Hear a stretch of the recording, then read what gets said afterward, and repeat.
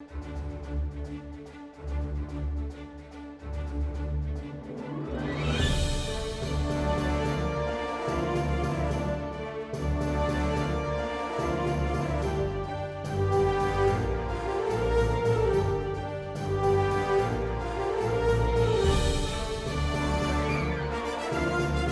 everyone, we are the STEAM Sisters, and I'm Sandhya. And I'm Swapna. And this is the STEAM League, where we learn about the day-to-day careers, aspirations, and origin stories of incredible superheroes in science, technology, engineering, art, and math. And today we're really excited because we have the huge honor of being joined by stellar Canadian astronaut, Dr. Dave Williams. Dave is a Canadian astronaut, aquanaut, celebrated best-selling author, physician, and a speaker. Yep, and we are very excited. So we're going to just start off by saying welcome to the STEAM League, Dave. It's really great to see you again. Well, thanks very much for having me. I'm thrilled to be here, be able to join you virtually.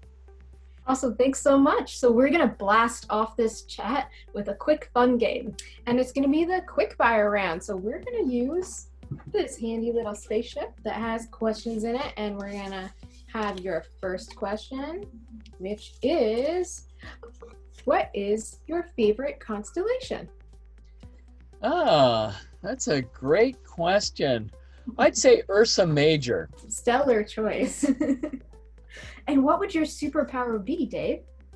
My superpower, that's a great question. I don't think I have any superpowers at all.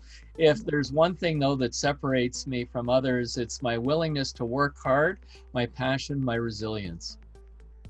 Love that. And I think those are superpowers, indeed. I would say so. Superpowers fit for an astronaut.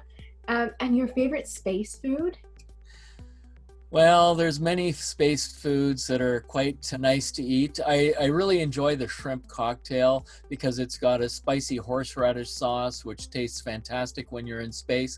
But the chocolate brownies are also pretty impressive. I think that would be my favorite too. Can never say no to chocolate brownies, that's for sure. I'm getting hungry. And what's your favorite place to visit on Earth? Got to specify that. Well, you know, there's places that I've been, places that I want to be. Probably one of my favorites was going to the Antarctic, an absolutely unbelievable place to visit. There's somewhere between 30 and 40,000 people that have been there, but the wildlife, the scenery is absolutely incredible. Yeah, we've seen images. Seems breathtaking. Great choice. Okay, next. I can just imagine that, yeah. Next question. Oh, we're having technical difficulties here. The space shuttle. And the next question is, a long one. You've been everywhere from space to the depths of the Earth's oceans, but if you could choose one experience you haven't yet had, what would it be? I'd like to go to Mars. I think that would be incredible. Now, the thing about Mars, though, it's a long mission, 3 years, and it's roughly 6 months to be able to get there. You stay on the surface of Mars for 1 Mars year, which is 2 Earth years, and then you come back.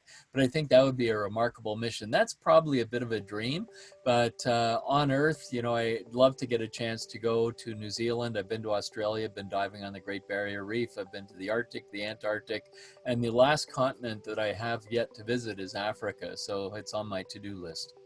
Oh, both of those sound amazing. And for Mars, even if you can't go in person, your name is gonna go. I'm pretty excited about that. Do you have your names going as well? We definitely do. Look at that. Fantastic. And I think we're in pretty good company. There's a huge group of people that have got their names sent in. That's right. There's lots, and I think it's growing all the time, and that's pretty exciting. So we'll meet you there. Awesome. Okay, so your next question is, who would you want to share a brunch with from history? I think Winston Churchill. That would be a really interesting opportunity to chat with one of the great leaders in history and to talk about how difficult the decisions were that he had to make during World War II. Okay, your next quickfire question is, do you believe in aliens, Dave? Well, you know, when we go to space, because we're not from space, we are the aliens. And that's a kind of interesting perspective to take. You know, if we were to go back to the moon, we're going to be the aliens on the surface of the moon.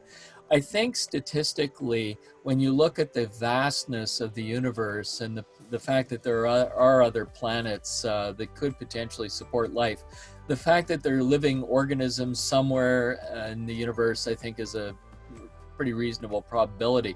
Whether that's intelligent life, we don't know. Aliens in the context of how we see aliens, I think is probably a little bit naive. But yes, I believe that there's life out there on another planet somewhere in the universe. That was a great answer. Yeah, it's such a good perspective too, because I guess I don't normally think of it that way. And we should have added alien to your list of things. So our last question is, what was your favorite subject in school? I'd say overall science, and of the sciences, I liked in high school biology, but in university I really liked physiology. I did my undergraduate degree in biology and comparative physiology, and I think that being able to learn about how the body works and how different organisms function, particularly underwater in space, is pretty incredible. That is pretty Yeah. incredible. And you got to experience that yourself. I was very lucky. And very deserving. And now we're going to explore some of the who, what, where, when, why, and how of Dr. Dave Williams and his career with some career questions. Exactly. So our first question for you, Dave, is you've worn many different hats on your journey to becoming a Canadian record-holding astronaut. Can you tell us how your work as a physician and Canada's first dual aquanaut and astronaut played a role in your work in space? So when I applied to become an astronaut, I was working as an emergency physician at Sunnybrook in Toronto. I was the director of the emergency department. And I applied to be an astronaut because it was a childhood dream. And I was really hoping that I could get a chance to go and fly in space. When I was interviewed by the committee, I said, you know, if you're going to send astronauts on board a space station for 6 months to a year at a time, you really should have a doctor on board. And there's no better doctor than an emergency physician, which may have sounded a little bit self-serving, but I actually really believe that. And every time that I was in space, I ended up treating my crew members, relatively minor medical issues, but things happen when you're traveling in outer space, and I think ideally you'd want a doctor there to be able to take care of individuals. For sure. Good skill set to have. Definitely. Yeah. And what was the application and the training process like for becoming an astronaut? The application process has changed quite a bit over time. I applied in 1992. There were around 5,300 and some odd people that applied. What's really interesting to me about that is we had roughly 600 applications from kids less than 10 years of age, which I think is so cool. You know, there's nothing wrong with kids sending in their application. So what if you get rejected? And nowadays, particularly with email, electronic means of communication, can you imagine staying in touch with a 9-year-old that sent in their application to wanting to become an astronaut and trying to foster and build their creativity about science and interest in science? So we went through a 6-month selection process. It was staged. We went down pretty quickly to a 500 stage, 100 stage, 50 and 20.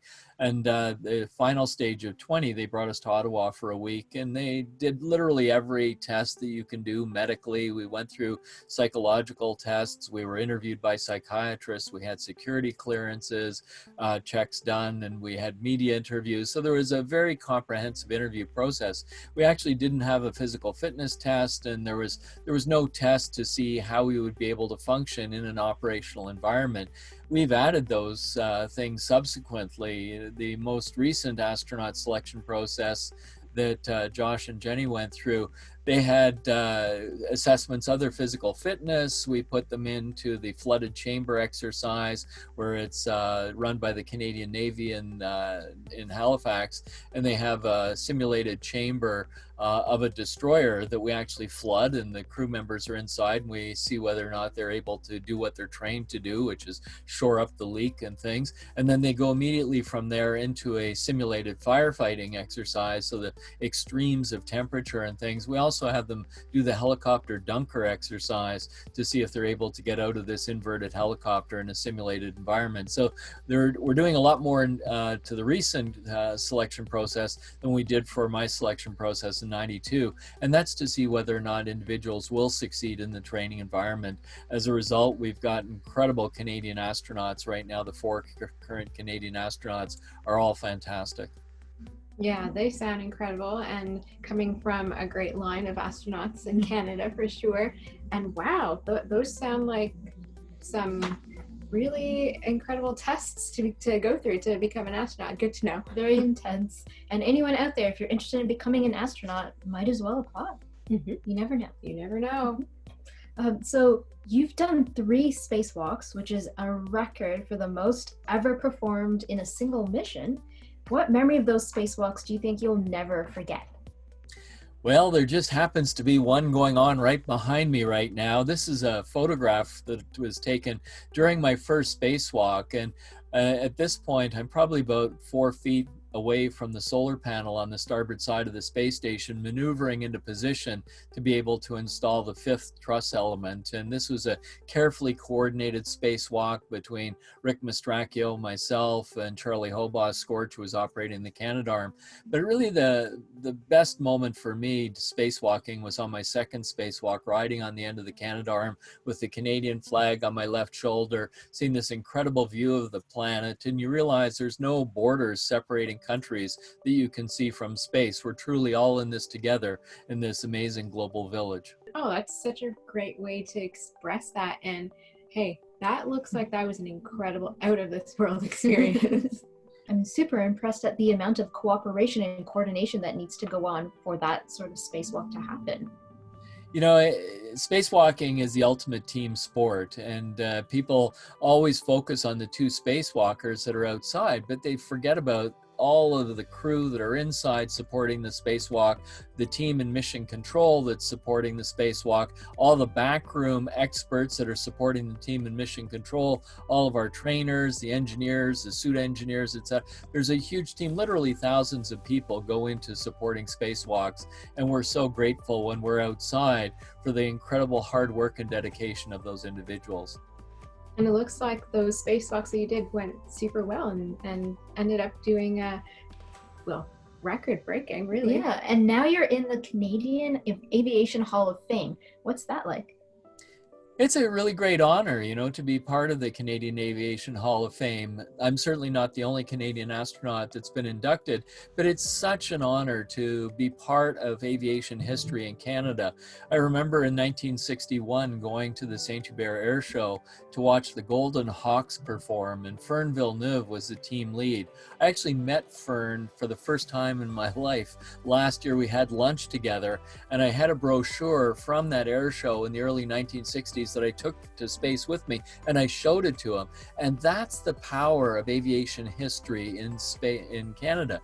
The aviation, we have a rich history and aviation firsts and successes, and have played a critical role globally in aviation and space exploration. To be able to be part of that legacy, to be able to inspire the next generation, I think is just such a tremendous gift. And it was really exciting chatting with Fern and telling him that he inspired me to pursue my dreams to one day become a pilot and fly in space.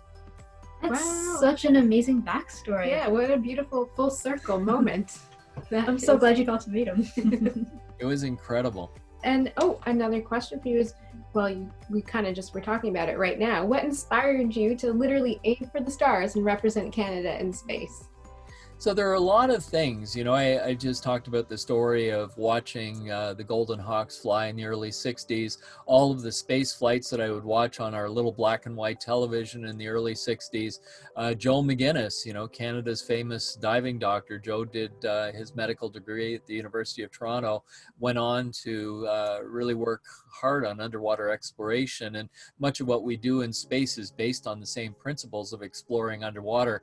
I actually first met Joe when I was on my underwater mission Nemo 1 in 2001. He was swimming over the reef one direction, I was coming over the other direction, and we signed back and forth, wrote little notes to each other on a plexiglass tablet, and then had a video teleconference later, and we've been best friends since.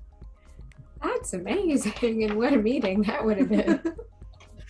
Cool. And I do find it really, really awesome that you were both an astronaut and aquanaut. What was it like having both of those pieces for you?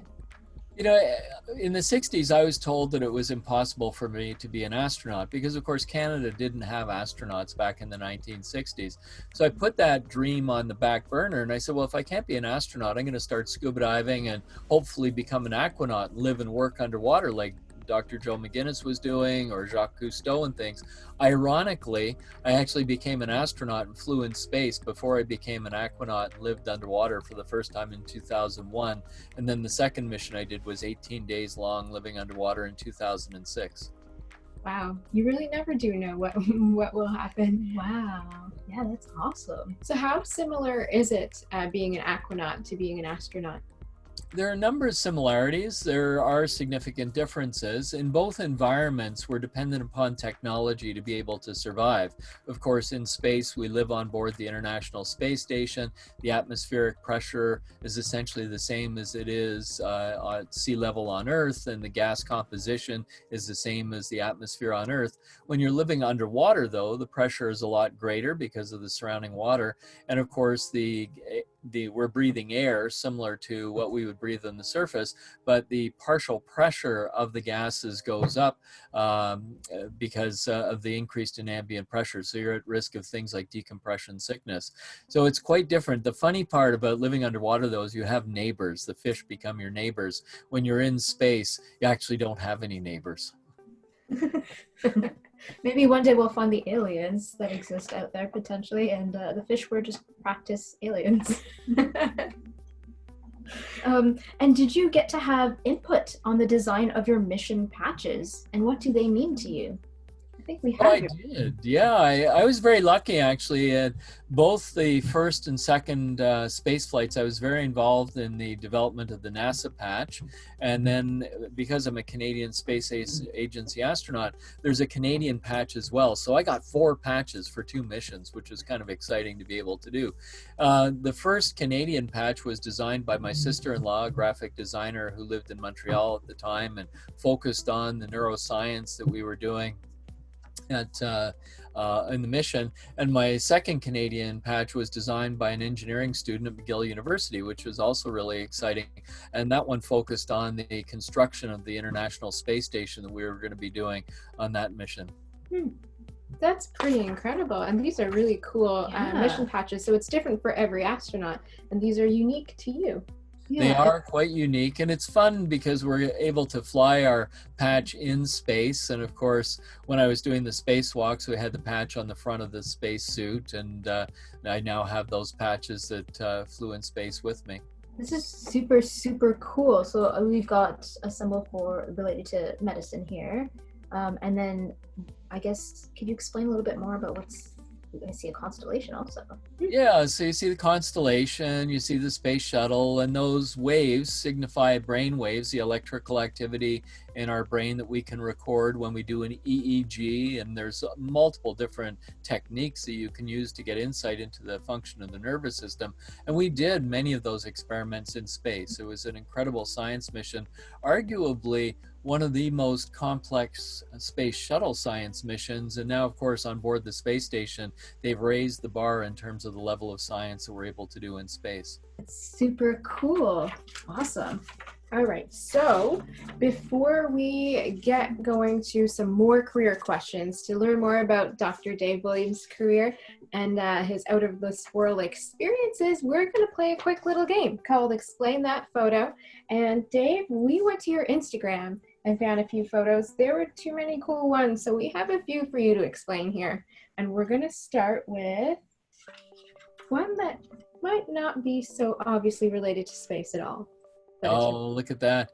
So I took that photo when I was in the Canadian Arctic, and at the moment that I took the photo, I was standing in a Zodiac, one of these inflatable boats, bouncing around in the waves.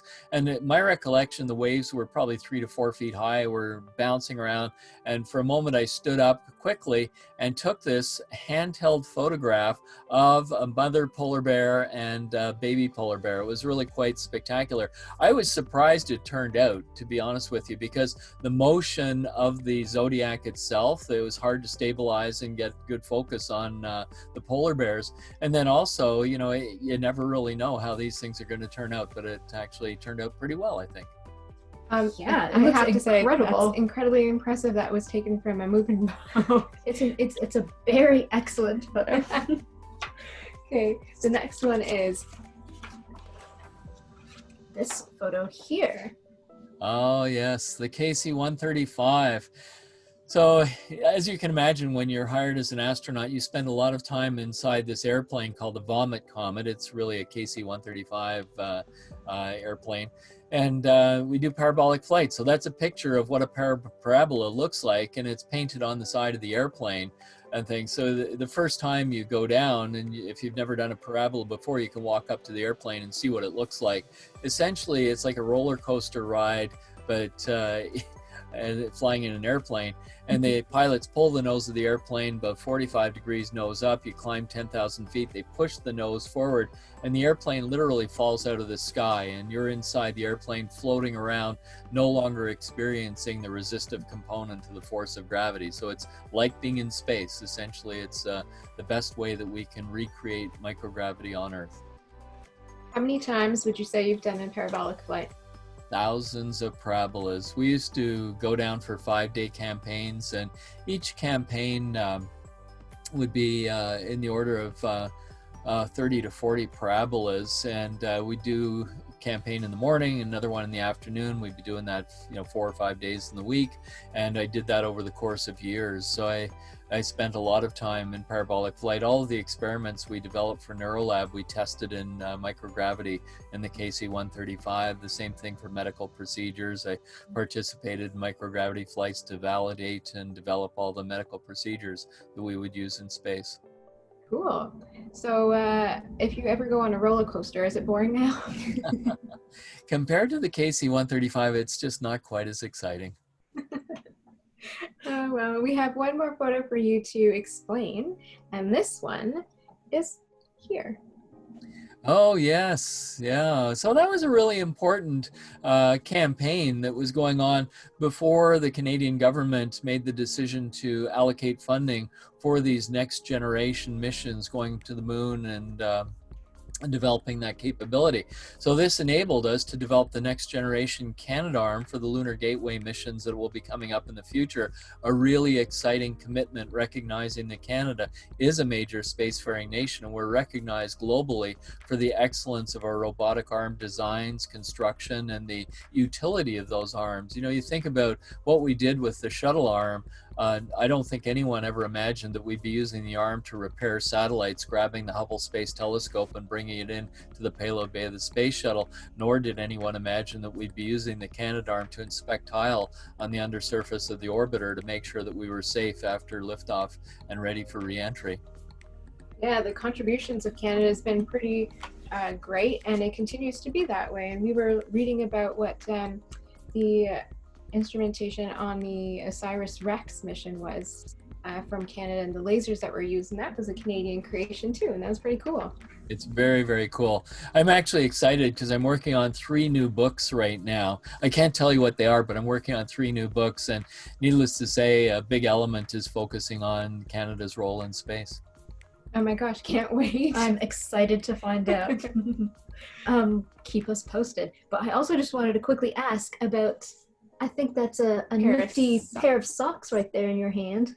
Yes, yeah, I have to say I'm not wearing them today, but those are my Canadarm socks. I think everybody needs a pair of Canadarm socks, so, see if you can get one. I'm not sure if they're still available, but they were available during the campaign. It was pretty exciting. If we can't find them, we'll make them. I agree. Everyone should have a pair of Canadarm socks. I also have lots of space socks. Today's too warm for socks, I think, but we are definitely representing space. Excellent. So now we're going to launch the next few career questions. Yes, and your next one is, we've mentioned this a little bit before, in the STS-90 mission on Space Shuttle Columbia, you did research on the effect of microgravity on the brain and nervous system.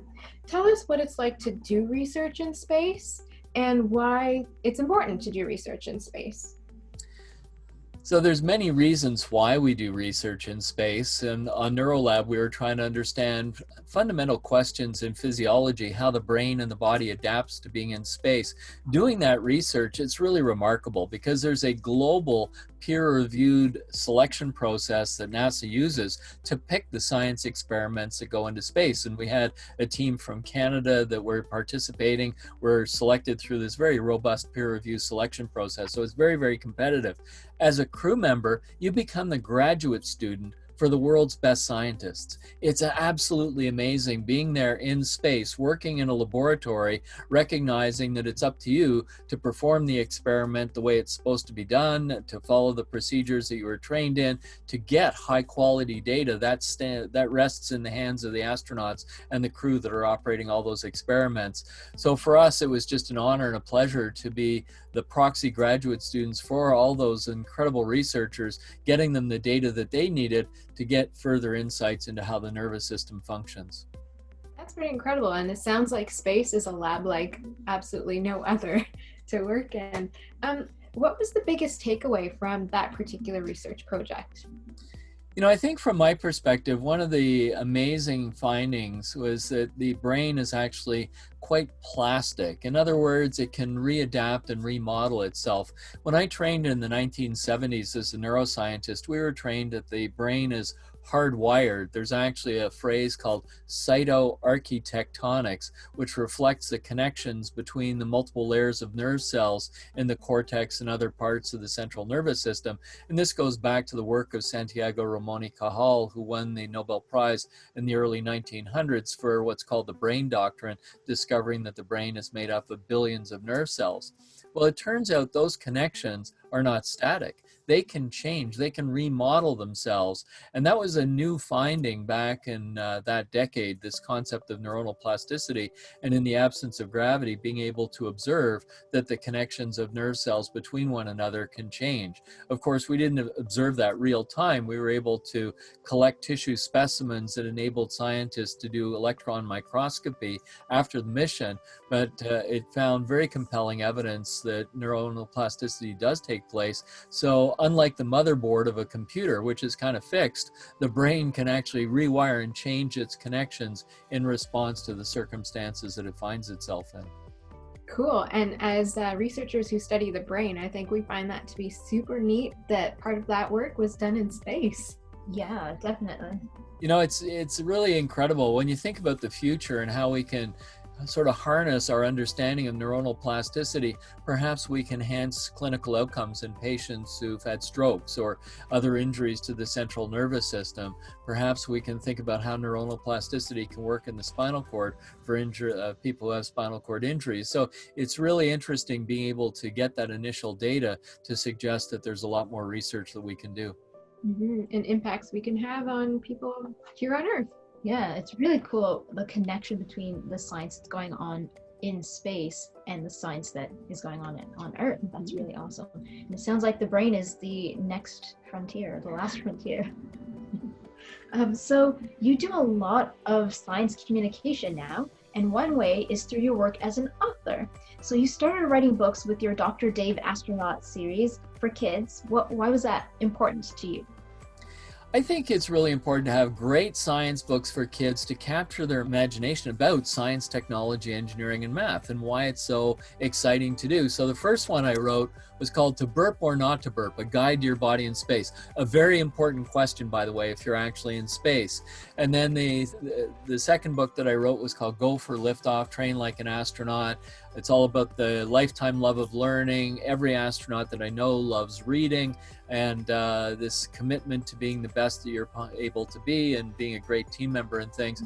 The third book was Mighty Mission Machines, all about the machines we work with. And the fourth book, Destination Space, is just super cool. It's about living on other planets in our solar system, which I believe the human species is a spacefaring species. And in the future, in the next 100 to 200 years, we'll see humans reaching out past the moon, going on to Mars, and living on other planets in our solar system. It's going to be incredible to see.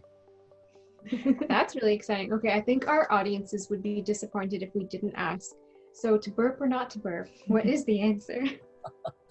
Well, let's just say burp at your own risk when you're in space, because on Earth there's an air fluid level in our stomach because of the effects of gravity. In space, without gravity, there's no air fluid level in your stomach, so everything's kind of all mixed up. So when you swallow, sometimes we swallow air when we're eating quickly and things, and that gets down into our stomach. We burp on Earth, up comes the air, it's not a big deal. Well, in space, if you feel like your stomach's a little distended and you want to burp, you don't know whether it's going to be air that comes up or your turkey tetrazzini that you had at lunch.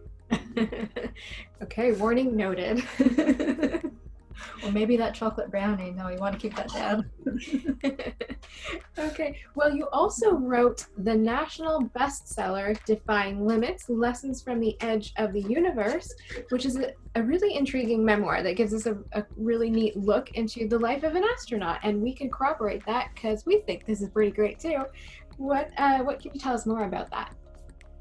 So I wrote this book as a memoir capturing all the different aspects of my life. It doesn't just focus on the space flight or the underwater experience. It focuses on how I became a doctor, a little bit on being a trauma team leader, working in the emergency department, and then ultimately as a hospital CEO, leading a team of 4,500 people at an incredible hospital in Toronto, South Lake Regional Health Center. So it's my overall life story. And I think one of the main reasons why I wrote that book is I wanted to share something that I learned early on in my medical career, the importance of living life to the fullest while we can, living in the moment. And you can imagine when you're doing a spacewalk and you're looking at an image like this of the Earth, beneath you, seeing this 4.5 billion year old planet upon which the entire history of the human species has taken place. For me, that was an epiphany. And in that nanosecond, when I first looked at the Earth from that perspective, I lived a lifetime. It was just such an incredible moment. And that's an opportunity that we all have, even during a global pandemic where things are so hard for all of us, just being able to celebrate time with friends and family and hopefully not be touched by the COVID-19 virus personally, and being able to just appreciate what we do have and not focusing on what we don't have. Yeah, well, that was really well summarized. And I have to say that this book is definitely a must read. Or being early in my medical career myself, this has been super inspiring. So thank you again, and read it. I'm hoping that more people will get a chance to read it. You can get it on Indigo online or Amazon, Kindle, whatever your favorite way of getting books is. But for me, there's nothing better than getting, a copy of the book, and you're sitting at the cottage, you're outside, you open the thing up and you're able to enjoy it. It's an amazing experience. Some of my best memories were reading books camping in the rain when you're stuck inside a tent for 8 hours and the only thing you can really do is read. It's a lot of fun. Yeah, for sure. We are huge bookworms ourselves, and there's really nothing better than curling up with a good book on a rainy day. Yeah. And this book is wonderful also, I think, because there are things that you can apply to no matter what you're doing in life. Well, thank you. I'm glad you enjoyed it. We really did, yeah. Okay, so we also know that you've spent more than 687 hours in space. How do astronauts keep healthy while spending so much time in space? Well, the first thing is we do preconditioning. And preconditioning we do, of course, on Earth in a gym, and we spend a lot of time with aerobic training to make sure our cardiovascular system is in shape, but we also do resistive exercise training to optimize our bone density and our muscle strength before we go to space. So that preconditioning enables us to get into space at a higher level of functioning so that when we get the bone loss that takes place in space, we're doing it from a position where our bone density is already at its optimum. Now, when we're in space, we also exercise. And one of the things that we kind of joke about, if you don't like exercising, you're not going to discover the joy of exercising in space. It's important to have that robust preconditioning process, learn how to use the equipment that we use in space, the treadmill, the resistive exercise device. When you're in space, follow the individualized training regimens appropriately, make sure that you're committed to doing this. And if you do that, when you come back to Earth, you will have some changes, but the degree of change will be significantly less than if you don't exercise. In fact, you can see different crew members when they land after long duration missions. Some people are able to mobilize pretty quickly afterwards, and others are a little bit more incapacitated. And there's no question that participating in the on-orbit training program does make a difference. And did you have a favorite or most effective exercise while you were in space? Well, I was really lucky because we had the cycle ergometer, and I can honestly tell you that I've cycled all the way around the world in 90 minutes. It was a lot of fun. You strap into the cycle ergometer. It was on the flight deck of the space shuttle, and we'd be looking out the overhead window. And it's an amazing feeling. You're listening to music and whatever your favorite music is, looking out the windows, exercising for an hour and a half, literally watching the world go by. It's absolutely incredible. That does sound incredible, and exercise really is medicine. Yeah. Okay, so our next question for you, career-wise, is when was the time that you faced a challenge that ended up being either a great opportunity or a good lesson learned? Well, I faced all sorts of challenges in my career, and I talk about that in Defying Limits, and that was really why we picked the title. When I was an undergraduate, it was tough for me. We didn't have a lot of money as a family, so there was no money for me to be able to go to university. I had a number of jobs when I started university to be able to pay my tuition and things, and that made it really hard to study and get, high marks to be able to get into medical school. And it took me a while to figure out that, in fact, if I focused on my studies, I'd be able to win scholarships, and that would pay my tuition and things, so I could focus 100% on my studies. I didn't clue into that until I was probably halfway through my undergraduate degree. But my marks were good enough, and I worked hard enough that I was able to get into graduate school. And then from there, I applied to medical school. I was rejected the first time I applied, and the second time I applied, I was accepted at Queen's and McGill. And I will say both are great universities, but these days when people ask me what's the best university to go to for medical school, I say the one that you can get into, because it's so competitive and things. But I was very lucky and started off, worked hard all the way through medical school, won the gold medal when I graduated. So that was a definite challenge for me, but I also learned to be resilient, and that was very important. When I was 50 years old, I was diagnosed with cancer, and I lost my medical certification as an astronaut, as a pilot, and had to go for surgery and then go for rehabilitation to recover from all this, and then try and get my medical back again, both as a pilot and as an astronaut, to be able to go and fly in space.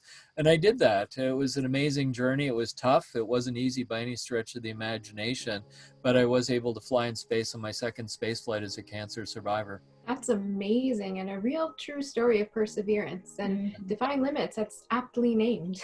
Yeah, that's incredible. Yeah. One last question for career questions. What's one piece of advice that you have for any aspiring astronauts?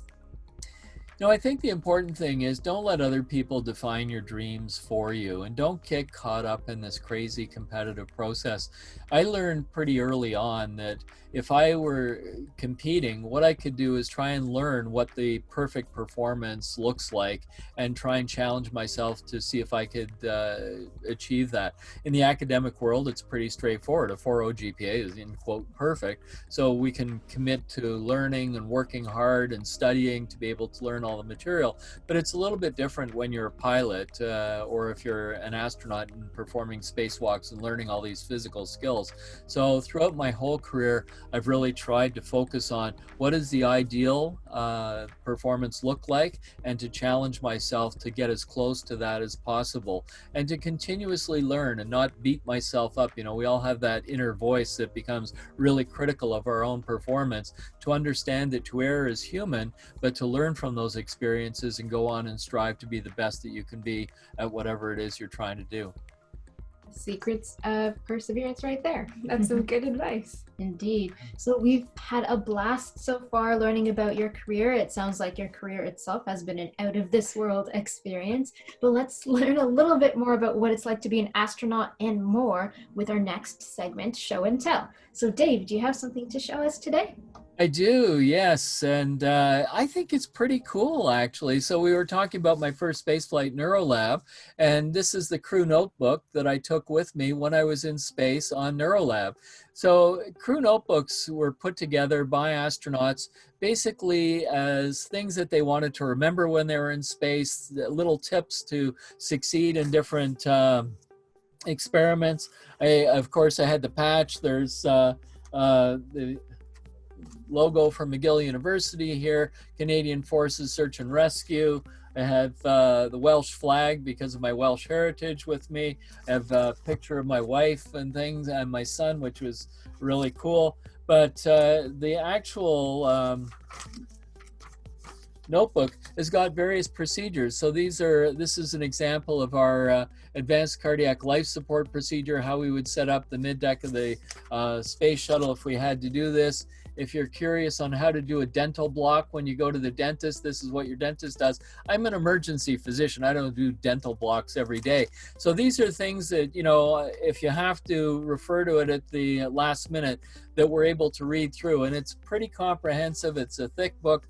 We are able to put these little Ziploc bags in the crew notebook as well. And what part of this that I think is just so amazing is that if I open up the Ziploc bag, and you know, you're not going to get this virtually, but I smell it, it takes me right back to being in space. It's absolutely amazing. So yes, our crew notebook, a pretty special thing that we're able to fly, and my STS-118 crew notebook is over on the shelf as well.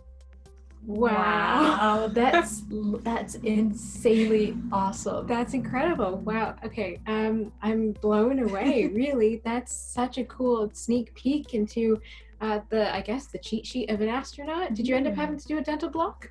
No, I was lucky. I didn't have to do a dental block. I did some other things, but I didn't have to do a dental block. But I did use my crew notebook literally every day. I was the computer expert on both of my first and my second space flight. And on the first space flight, I think we were flying Windows 98, might have been 95. Anyway, we ended up with a blue screen of death on one of the computers, and it's a challenge, you know, because you have to solve all these problems yourself, and that's why we have such a diverse skill set in the different crew members. Everybody has expertise in different areas that we bring together to be able to succeed as a team. It's really cool that you had that notebook with you to troubleshoot along the way, and we gotta ask, can you describe what that smell is that takes you back? So there's lots of different descriptions out there, and you know, everybody has different recollection of what it smells like. It's a metallic smell. For me, the best way to experience that is to get a can of peas, open the can, pour out all the peas, and sniff the can. And it's got that sort of metallic, unique smell to it. And that's what space smells like. The other thing is that space, the sound of space is the sound of fans, because we have to circulate the air to keep alive. So when you're doing a spacewalk in your spacesuit, what you actually are hearing are the fans that are in your helmet, keeping the air flowing, the oxygen coming in over the forward part of your face. So good sound to hear. Good sound to hear. Yeah, the sound of silence in space is not a good thing. Do we have a can of peas? We're gonna go check after this interview to see if we can find that can of peas. Replicate the smell of space. That's such an amazing summary of your experience in a notebook. You know, for me, what's really cool is I pull this out every 5 to 10 years when I forget what it's like. I open the Ziploc bag and I take a sniff. And of course, that's going to go away over time, right? But it's still pretty compelling. That is. But you'll always be able to find a can of peas to replicate it. I can, yeah. One last question about that. How many pages are in that notebook? This one, I didn't number them. I would say there's probably about 250 or so. Wow. But you know, it's my second space flight. It's bigger than that.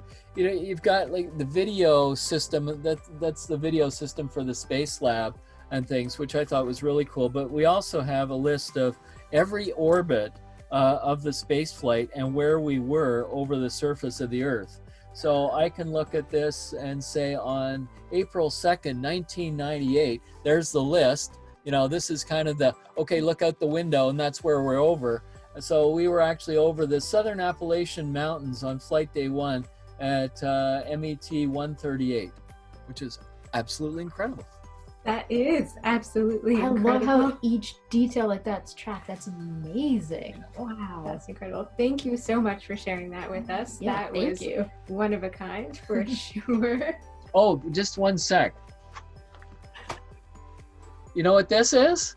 This is the launch lock for that S5 element. I brought it back from space because we can, right? It was going to go in the garbage. So we said to NASA, instead of throwing it in the garbage, can we have these? So, you know, I've got the little pip pin here, and the launch lock comes off like this, and this would attach to my tool thing. But yeah, this is so cool. This is actually real space flight hardware. Wow, that's amazing. That's so awesome. Wow, that is pretty incredible. And they were going to throw it out. Oh. They were going to throw it out. Yeah, we said, nope, sorry, we want them. And so Rick Mastracchio, he likes doing woodworking, so he made the base for all of us. There were 8 of these things. And so Rick and I are going, hey, well, there's 2 of us. We each get 4. And then we're thinking, no, that's not very good. So, of course, being great team members, we divided it up between all the crew members. And then we gave one to the last one to our spacewalking training team lead. I mean, that was incredible, but we do, I think, have a space for just a few more questions sent in from our audience. Thank you, everyone, for sending this in for Audience Asks. Shout out to you. So we're going to pull over this. You're a Canadian astronaut, so we've got this. Very nice. I like the hat. Thank you very much. And the first question. All right, so Christina, hey Christina, wants to know, how long does it take for an astronaut to rehab once they return to Earth?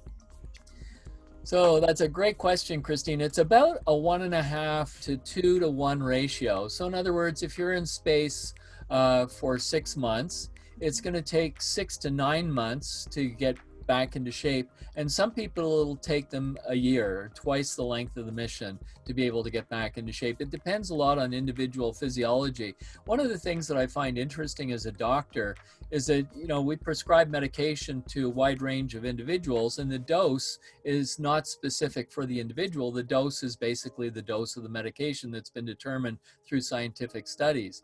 In space, all of our countermeasures are individualized, and they're developed for the specific physiology of the person. So if you follow your countermeasures and you are able to do everything and they work really well for you, hopefully you'll be able to recover in 6 months. But typically it's about 9 months to be able to recover, about that 1.5, sometimes twice the mission duration to recover. Wow, that's some real personalized medicine. That's cool. Matt wants to know, how do you prepare physically before missions, and how do you prepare mentally? Thanks for the question, Matt. Matt, that's a great question, because there are the 2 elements, the physical preparation and the mental preparation. Physically, as a spacewalking astronaut, I'd be exercising 5 to 6 days a week in the 1.5 to 2 years before the mission. My typical exercise, I would start off stretching and warming up. It's always good to do a little warm up and stretch. And then I would do generally a 3 to 6 mile run, usually closer to 6 miles. I'd come in and then do resistive exercise training, weight training. I personally blended using machines with using free weights. And again, I had a trainer that developed a specific protocol for me. Spent a lot of time, doing upper body strengthening exercises, strengthening our core body muscles, because those are the ones that atrophy when you're in space. And then I would follow that with generally 15 to 20 minutes on the tread wall, which is like a vertical treadmill. So you can imagine when you're going to a rock climbing gym, there's all these handholds and you climb from the bottom to the top. Well, imagine if that wall was continuously moving vertically. So all you do is stay in one place vertically, but you're continually moving from handhold to handhold. When I first started on the tread wall, doing 3 to 5 minutes was exhausting. But over time, you get into shape, and that rock climbing physique is really what we want as a spacewalker. So I'd be doing 15 to 20 minutes of that. Then I'd be pretty tired. I was supposed to stretch, but often I'd not do as much stretching as I was supposed to. And I did that basically for the whole time that we were training for the mission. Every now and then I pull out my spacewalking workout to see if I can do it. Of course, I'm a little bit older now, and yeah, I can still do it. I'm not as fast in some of the things as I used to be, but it's fun to be able to make sure that I'm in good shape if somebody calls and asks me if I want to fly again. That's pretty awesome. You're always ready. I would love to try out that the tread wall. That sounds like fun. Cool. And what about the mental side of your preparation? So the mental side is equally important, as I mentioned, and it was great that Matt asked that question. Mentally, we go through all the mental imagery training. We're not actually trained on how to do mental imagery, and some people I know really believe in it. Other people that I know don't believe in it. for mental imagery to work, you have to really focus and imagine in incredible detail what it's actually going to be like doing whatever that task is. And sometimes if you don't know what the task looks like, it's hard to imagine what that task looks like. So for instance, if I'm flying aerobatics, if I were to fly an airplane around in a circle like that, that's really not that hard to do. Any pilot should be able to do that without losing altitude. But if you fly around in a 360-degree circle while you're doing continuous aileron rolls like this, that's a different challenge. And that maneuver, actually, I can't do it in an airplane. I get about 3/4 the way around, or I get all the way around, but I lose altitude, or I come out the wrong way, right side up or upside down. So that one I have to be able to spend more time doing mental imagery on. But for every step of a 6-hour spacewalk, I would lie there with my eyes closed and imagine every step that I was going through. And that's the degree of fidelity that you need to do when you're performing mental imagery. And whether you're a surgeon going through a complex surgical procedure in your head the day before you're doing the operation for real, whether you're a pilot flying aerobatics or a spacewalking astronaut, mental imagery, in my opinion, really does work. You also, I think, it's important to see yourself succeeding at these tasks. You know, if you're overwhelmed in your imagination with, I'm not going to be able to do this, chances are that's what's going to happen when you do it. So it's important to be able to imagine yourself focusing, going through the procedure, and having it work out. So the first task that I spent a lot of time doing mental imagery on was a tethered egress on my first spacewalk, where my body was sticking out into space from the starboard side of the space station. I had no handholds. My body is straight out into space. I'm held in place by a foot restraint, and the only way to get back to the space station was to kick my feet out of the foot restraint after I checked my tether, and then turn around, floating freely in space, turn around and pull myself in on the tether to get back to the space station. Needless to say, I did a lot of mental imagery on that one. I bet. And it Sounds like a good well. idea. Yeah, definitely. But positive thinking there and focusing on the goal sounds like it definitely worked. So Christian wants to know, thanks for the question, Christian, what was your biggest mission? They're all big. That's a great question, Kristen, because it's, you would think that you've got one that was better than the other, whatever, but every mission is the most important mission you're going to do. And when you're assigned to a crew, you really focus on the mission, the objectives of the mission. You make sure that for all the things that you're responsible for, that you train as hard as you can so that you optimize your knowledge and your skills and bring appropriate judgment and teamwork to be able to achieve the goal at hand. Both of my missions were incredible. One was a record-setting neuroscience mission. We did the first animal surgery in space. The second one, I did 3 spacewalks, setting a new Canadian record. Absolutely incredible. My 2 underwater missions, I was part of the first NASA mission to the Aquarius Undersea Research Habitat to evaluate this as a training platform for space. My second one as a commander of an 18-day undersea mission. So they're all incredible experiences. That's awesome. I like that answer. And Tammy and Robin, thank you to both of you, have similar questions. They want to know what food just wasn't the same in space and what your favorite space meal was. When you're in space, your taste changes, and in part that's due to the physiological changes that take place. When you arrive in space, all the fluid that's normally in your lower extremities moves to your chest and your face. You get this big puffy face. We call it the puffy-faced bird leg syndrome, where your legs are really thin, your face is puffy. But because of that fluid shift, your nose is congested. You feel like you have a cold or allergies, and as a result, you don't taste things the same way in space as they would normally taste on Earth. So your taste preferences actually change. Hence the shrimp cocktail. We like spicy foods, so we fly a lot of wasabi paste. We do have salt and sugar, or salt. We do have sugar as well, but we have salt and pepper in space. And when you put them on your food, you can't shake them because there's no gravity for it to come out. So the salt is dissolved in water, the pepper is suspended in oil, and you squirt it on your food to make sure that you've got something to give your food a little bit of flavor. One of the things I found quite interesting, though, is your tastes do change. And I developed this liking for macaroni and cheese when I was in space. Normally on Earth, I don't eat macaroni and cheese at all. But on my first space flight, I found that I was swapping meals to get more macaroni and cheese. And of course, you know, brownies, we fly M&Ms and things, these sugar-coated candies, they're all great when you're out there. For sure. Is mac and cheese something you still eat occasionally on Earth? Not so much. No, it's interesting. I have no explanation as to why. Mac and cheese, you know, it can be really pretty tasty. Every now and then, probably once every 2 to 3 years, I'll have some, and it takes me right back to being in space. You know, it's amazing the associations we develop. I can listen to a piece of music, a song that right now that I listen to in space, and it will immediately take me back to what it was like being on board the space shuttle or the space station, looking out the window back at the Earth. That's amazing. And it's a lucky thing that not every astronaut developed taste for the same meal. You should get some macaroni, a can of peas, and that music going, and bring yourself back into the feeling of being in space. That'd be cool. Yeah, that's very true. We used to joke on my first space flight because the food is color coded. You know, you store it in drawers and things like that, but each crew member has their own color code. So my meal preferences would be indicated by the color code. And, you know, we discovered that it's really quite amazing how colors can spontaneously change in space when they're attached to things like brownies and M&Ms and the other food that people enjoy eating. Like magic. What was your color, Dave? I was orange.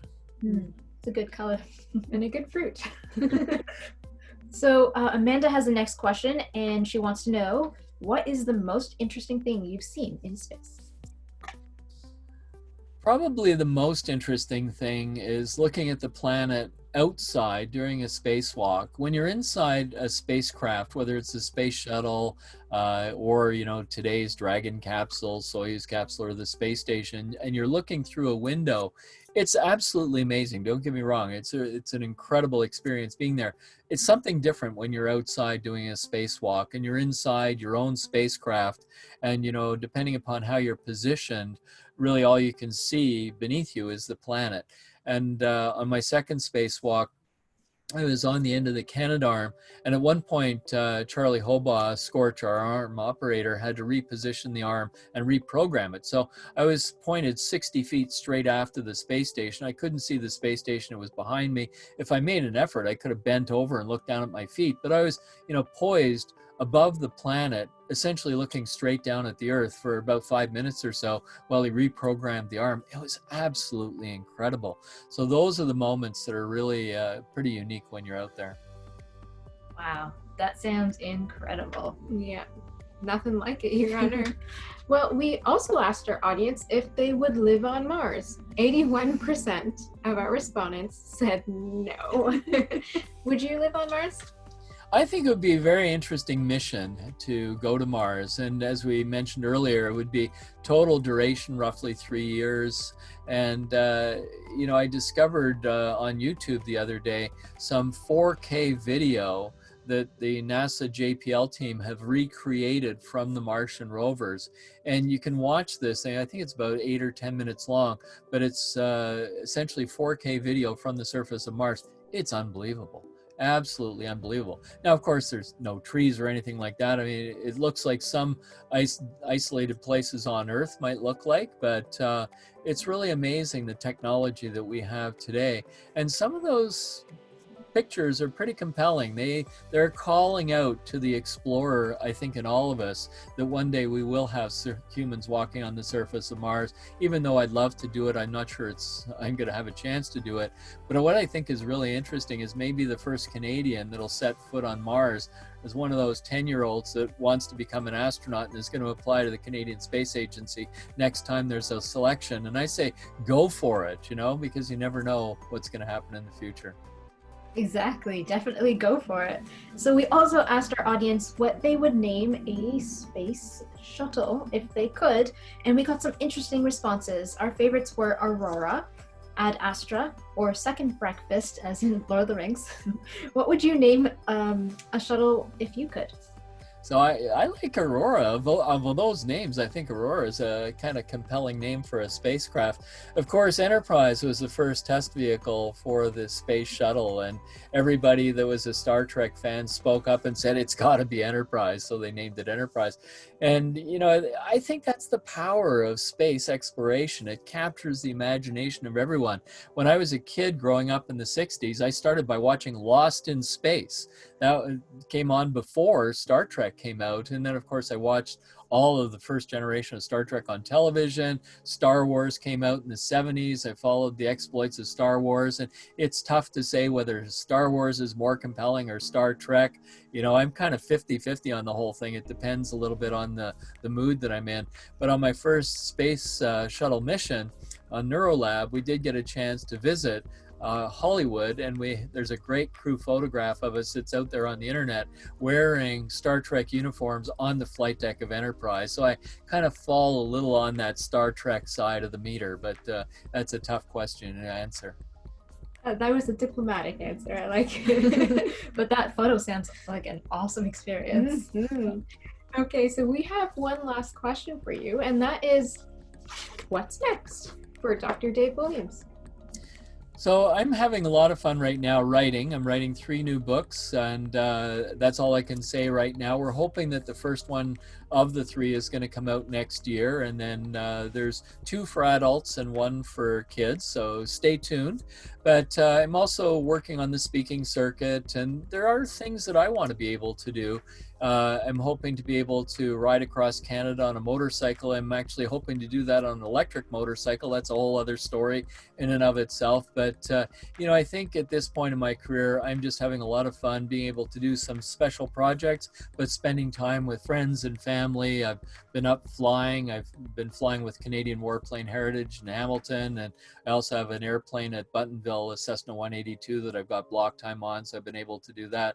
And I'm just, during this pandemic and time of distancing and significant difficulty, you know, we say that we're basically all weathering this storm, but in different boats. And in the boat that I'm in right now, I've been really blessed to be able to spend some time with family and be able to do social distancing, visit with friends and things like that. So this too shall pass, and we're going to go back to a different way of doing things, but we'll be able to get through all of this, and I'm looking forward to what's coming next. Well said. And for your writing endeavors, sounds like there's something for everyone coming up. So that's exciting. Yeah. I hope so, and I hope people enjoy it as much as they enjoyed Defying Limits and the Dr. Dave series for kids. That's awesome. We are super happy to hear that you're doing well and keeping all right during these times in the pandemic. And we're stoked to read all of your books, whether they're for kids or adults. We're reading all of them when they come out. And thank you so much for taking part in this interview. Oh, it's been my pleasure. Thanks so much for having me, and I'm glad that both of you are doing well during the pandemic. And, you know, for now, we're going to continue following the public health guidelines, and this too shall pass. And we look forward to things getting back to what they used to be like in the past. Definitely. So thanks so much again for joining us on the STEAM League. And if anyone wants to check out any other superheroes in STEAM, please go to our YouTube channel or steamsisters.ca.